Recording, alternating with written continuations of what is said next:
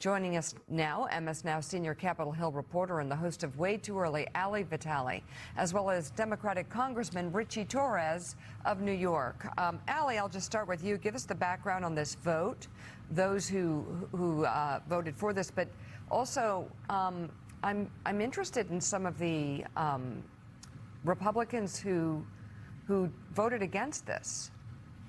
Yeah, I do think some interesting dynamics were teased out on the Hill yesterday, Mika. Yes, on this War Powers Resolution vote, but then also when the House took up the ACA subsidy discharge petition that would reinstate the lapsed subsidies that we know expired at the end of the year. It's a long shot. Those are not back in effect yet. But I think the larger thread through Capitol Hill yesterday was all of these were results of Trump's own actions, kind of forcing members of his own party to rebuke him quite publicly on a number of different issues. When you look at the War Powers Resolution piece, you know, I had talked to Senator Tim Kaine on Sunday night in the immediate aftermath of the Venezuela action to oust Maduro, and he said that this resolution, which he put up in very similar fashion at the end of last year, failed because Republicans privately told him they didn't think that the Trump administration had crossed any lines yet. He kind of wondered openly and optimistically if that might change vote totals now. He ended up being right.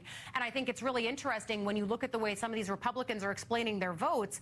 They were basically saying that Trump's comments to the New York Times, where he left open the possibility that this could be a protracted engagement on the ground in Venezuela, that made them feel compelled to sort of hem him in a little bit. And then, of course, when you bring in the fact that he's saying they should never be elected again, Susan Collins is one of those Republicans who voted in favor of this resolution. She is in a very contested battle to keep her Senate seat in Maine. It's a top target for Democrats on a map that is actually quite tough for them to flip some of these seats. And she basically openly wondered, okay, maybe he would rather work with Democratic Governor Janet Mills, who he has even less in common with politically. And so, again, Trump sort of forcing the issue on that could eventually work to his own detriment.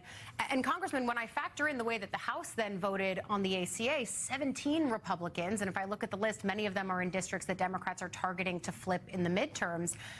Do they feel that Trump is putting them in this position where they have to openly buck their own leadership? Yes, but then also buck the White House on an issue of health care where he really muddied the waters on any kind of a negotiation that they were trying to do. Is this the start of something, or do you think it's just moments in time and not indicative of a trend?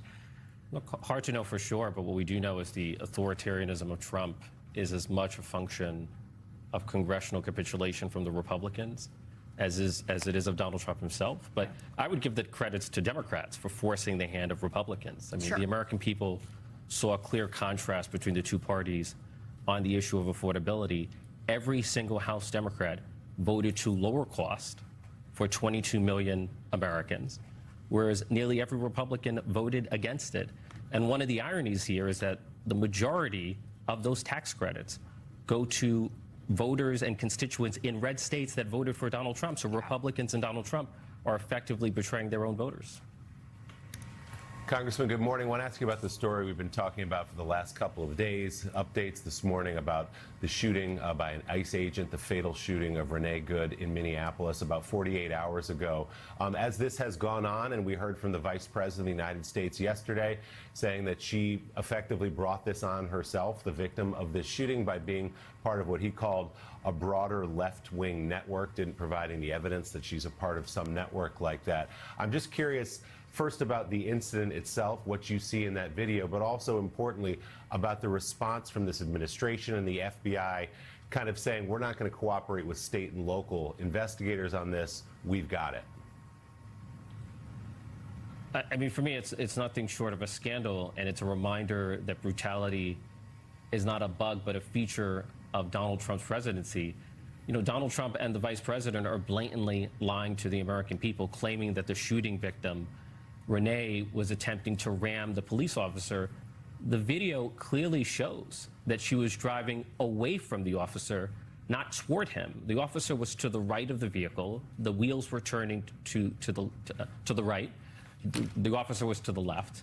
And so they're just blatantly lying about the basic facts regarding the shooting. For me, it was much closer to murder than it was to anything resembling self-defense.